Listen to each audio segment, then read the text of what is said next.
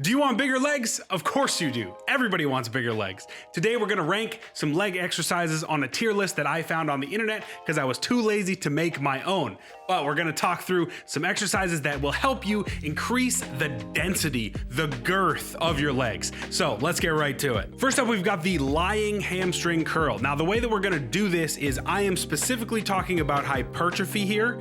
I'm talking about stimulus to fatigue ratio. If you're not familiar with some of these concepts, you can watch some videos on my channel or on RP or all over the internet actually, but we're not talking about strength specifically here. So if I put it in a must do, then I think it is a must do for hypertrophy. We may do a strength related one later, but for now, let's talk about the lying hamstring curl, the lying leg curl, whatever you want to call it. I think it is amazing. I really like this exercise. I think the problem with this exercise is that the machine variance can play a factor. If you find a good lying leg curl machine, chef's kiss. It is one of the best exercises you can do, but there are some really garbage machines. The hoist machine, for example, I don't know if you've ever used the hoist where it's rocking you back and forth. Garbage, doesn't feel like you can get a good stretch. Anyway, it's a very, very good exercise, but there is a lot of variance in it, which is why it is not in the must do category. Next up, we've got the barbell hip extension or hip thrust. Oof, boys, this exercise has gotten a lot of flack in the past. There's been a couple recent studies done talking about this versus the squat in terms of glute development. I fall in the category that the squat is always going to be king. I think that it trains the glutes in a better way, but I do think the hip thrust has its place. And for that reason, we're gonna go ahead and put it in good. I think another thing that really sets it back is the fact that it's really difficult to set up, uncomfortable for a lot of people. I want exercises that are repeatable because they're easy for you to get into, for you to do, for you to really push yourself without having to worry about any balance constraints. When we're talking about hypertrophy, we really want to be able to replicate a certain stimulus over and over again without anything kind of getting in the way. So if you really get a good pump from the hip thrust because you've used a specific bar or you've used a specific bench, and then you come into the gym and that bench isn't available, that bar isn't available, I don't really love that because then we cannot accurately track throughout. So that's why it's gonna be in good. Next up is the goblet squat. I really like the goblet squat. I think goblet squat front squat pattern is really solid. Very good quad activation here, especially if you are utilizing a upright torso, if you're actually doing the movement the way that it's meant to be. Specifically to the goblet squat, I'm gonna put it in good, probably behind the barbell hip thrust because I don't think you can load it very effectively at a certain point. I would rather you get more comfortable with a front squat with a barbell, but again, that can be really difficult to get into the front rack position. So as a starting movement, as a beginner, I think the goblet squat is fantastic and I think it has its place. I would really like to use the goblet squat as kind of like a second exercise in an intensity superset where you've done maybe a hack squat, you've done maybe a leg press, you hop out of the machine and you do a lighter goblet squat with your heels elevated. That way the loading constraint isn't as important because you don't have to go as heavy to get a very similar stimulus. So in that case, I think it's really good. Next up, we've got the good morning. For strength, I would put good mornings in must do. I think good morning is fantastic to build strength in the spinal erectors, the hamstrings, the glutes, the whole posterior chain. As a hypertrophy movement, I'm probably gonna put it in meh, just because the fatigue accumulation from the good morning can be pretty tough. And again, it's not very beginner friendly. It's not very like plug and play. Like walk in, try and do some good mornings. Maybe you've got the bar too high up on your back. If you're not used to it, it's rolling forward on you. You're focused on other things other than the work that is being done in your posterior chain. And when I'm building hypertrophy programs for myself and for my clients, I want you to focus on the desired stimulus rather than anything else going on around you. So that's, I mean, for strength, good morning's up there with some of my favorite posterior chain exercises. Next up, we've got the hack squat.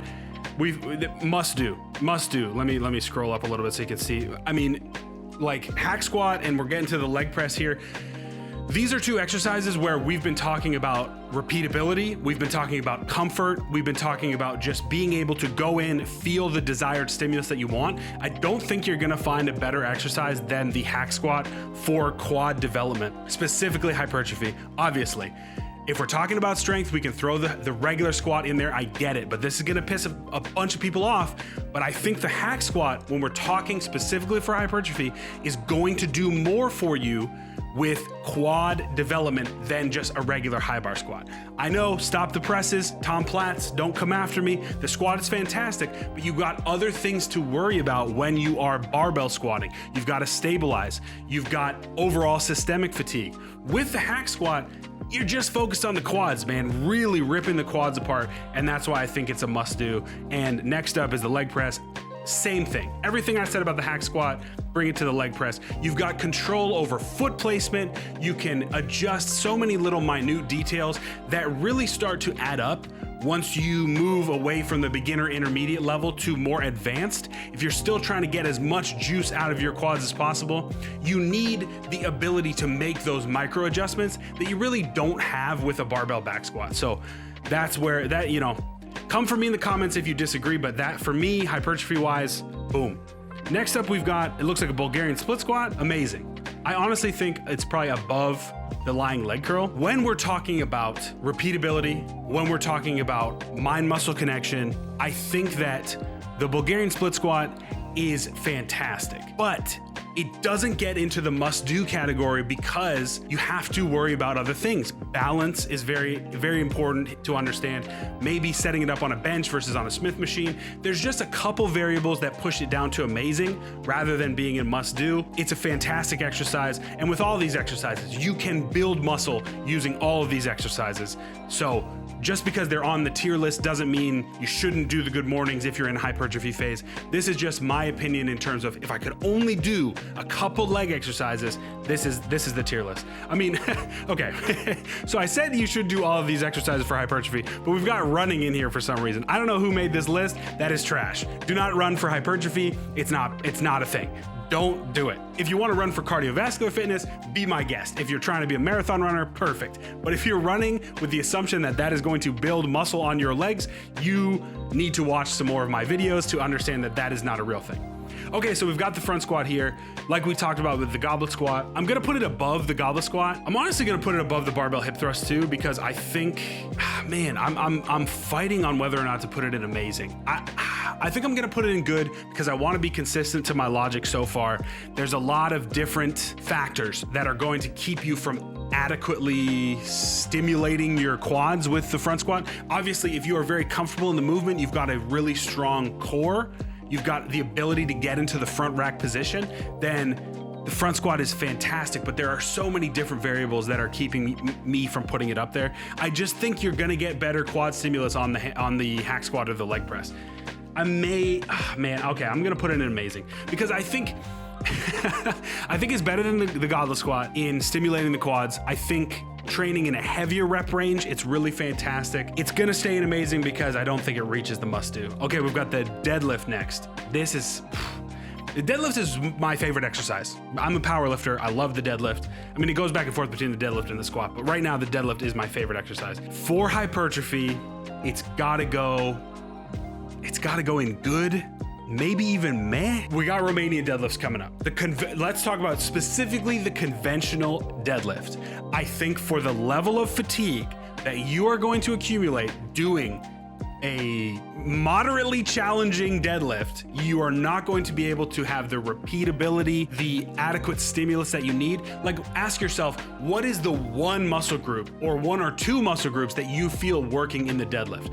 9 times out of 10, you're just gonna say, man, my whole posterior chain or my whole body. You might get a trap pump from doing a deadlift. So when we're talking about hypertrophy, we want to be very specific with the muscle groups that we're working. We want to be able to connect to them mentally, and I just don't think the deadlift gives you that. Now, if we're talking about strength, if we're talking about just general fitness, the deadlift is at the top of the list, but we're talking specifically about hypertrophy, and so I'm gonna keep it in good, and maybe when we go back through it, I might drop it to meh. Okay.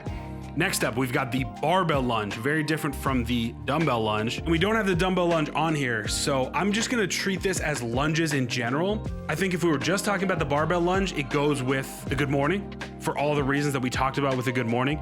But I think a lunge is really fantastic, actually. I think you get very similar stimulus to the Bulgarian split squat without having to worry about the balance issues.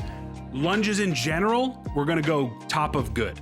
I think they're fantastic. I think lunges after superset with leg press, hack squat, fantastic. On their own, fantastic. We're gonna go for that.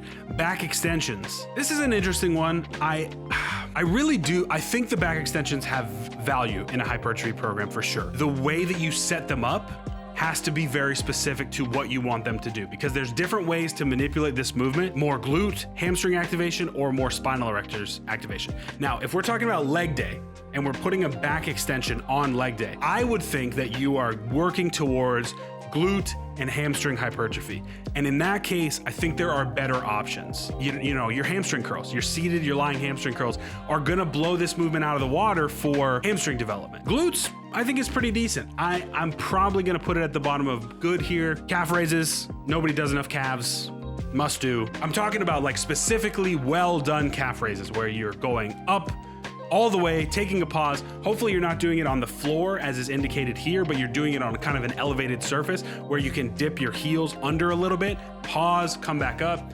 Everybody needs more calves. It's a must do. Next up, Romanian deadlifts, same thing. Now, you may be saying to yourself, oh my God, what about the stimulus or the fatigue on Romanian deadlifts is very similar to conventional deadlifts. I don't think so. I think Romanian deadlifts can be done if you've got your hip hinge pattern down, if you know how to hinge, if you know how to put the stimulus where you want it to. So there's definitely a learning curve with Romanian deadlifts. But if you get straps on, it's not gonna fatigue your grip. You can really torch the whole posterior chain, hamstrings, glutes specifically here. Everybody, whether it's strength or hypertrophy, should be adding some type of hip hinge movement in. And I think the Romanian deadlift is the best version of that. So that is a must do. Next up is the Nordic hamstring curl. This has been getting a lot of play on the internet lately because I don't know, people want, it's hard to train hamstrings outside of the conventional leg curl, seated leg curl, all that type of stuff. It's getting a little overhyped at the moment. It might be. I'm not a fan personally.